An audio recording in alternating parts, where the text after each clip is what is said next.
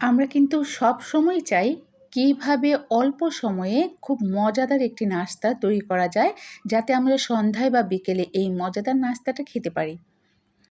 এমন একটি রেসিপি আমি আপনাদের সাথে আজকে শেয়ার করব। হ্যালো ভিউয়ার্স, আসসালামু আলাইকুম। হোমিস কুকিং থেকে স্বাগত জানাচ্ছি। আমি 1.5 কাপ পরিমাণ ময়দা নিয়েছি এবং পরিমাণ মতো লবণ নিয়েছি এবং 2 টেবিল চামচ তেল দিয়ে এটাকে ভালোভাবে মেখে নিয়েছি। তেলগুলো যেন সমস্ত ময়দার সাথে ভালো করে মিশে যায়। এবার আমি পরিমাণ মতো পানি দিয়ে ময়দাগুলোকে মেখে নিচ্ছি। দেখতেই পাচ্ছেন কিভাবে মেখে নিচ্ছি। একদম সফটও না, আবার একদম শক্তও হবে না মাখাটা। এমনভাবে মেখে নিতে হবে। এবার রেস্টে দিয়ে দিলাম।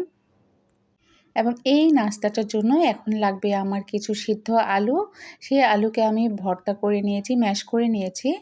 এতে দিয়েছি চিলি ফ্লেক্স, কাঁচামরিচ কুচো, পেঁয়াজ কুচি এবং সামান্য পরিমাণে কর্নফ্লাওয়ার। আমি যেই নাস্তাটা বানাবো সেটা আছে, এটা পুর হিসেবে ব্যবহার করব আলুটা, এবং এটা বের যাতে না হয়ে যায় আলুগুলো, সেজন্য সামান্য পরিমাণ কর্নফ্লাওয়ার দিয়েছি।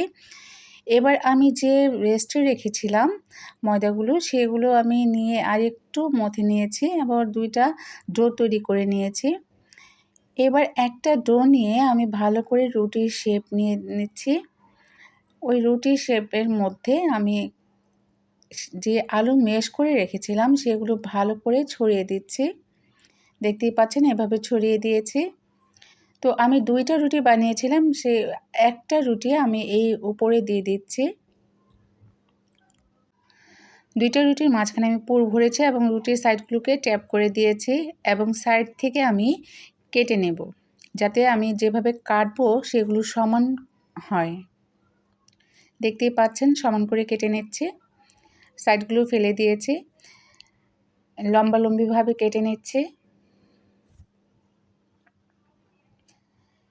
এবার আমি করে আবার কেটে নেব। দেখতেই পাচ্ছেন শেপটা হয়েছে। এখন হাতে নিয়ে আমি এটা এই মিনি সিঙ্গারাও বলতে পারেন, এটা এই শেপ করে সবগুলো আমি একই শেপ করে নিচ্ছি। দেখতেই পাচ্ছেন শেপটা আমি কিভাবে করে নিচ্ছি। সবগুলো শেপ করা হয়ে গিয়েছে। এখন আমি তেলে এগুলো ভেজে নেব। ডুবো তেলে ভাজার চেষ্টা করবেন। আমি মোটামুটি ডুবো তেলেই ভাজার চেষ্টা করছি। এটার টেস্ট কিন্তু মিনি সিঙ্গারার মতোই আসে, সিঙ্গারার মতোই আসে। তো এটা আমি নাম দিয়েছি মিনি সিঙ্গারা। খুবই টেস্টি হয়, একদম একদম ক্রিসপি, আর খুব অল্প সময়ে তৈরি করে নেওয়া যায়। ঝামেলাবিহীন বিকালে নাস্তা তৈরি করার ক্ষেত্রে এই রেসিপিটা তৈরি করে নিতে পারেন। দেখতেই পাচ্ছেন কি সুন্দর হয়েছে দেখতে, ডিজাইনটাও অনেক সুন্দর লাগছে এবং খেতেও সত্যিকার অর্থে খেতেও খুব ভালো লেগেছে। By the way, homies cooking থেকে আমি নাজমা বিদায় নিচ্ছি। আল্লাহ হাফেজ।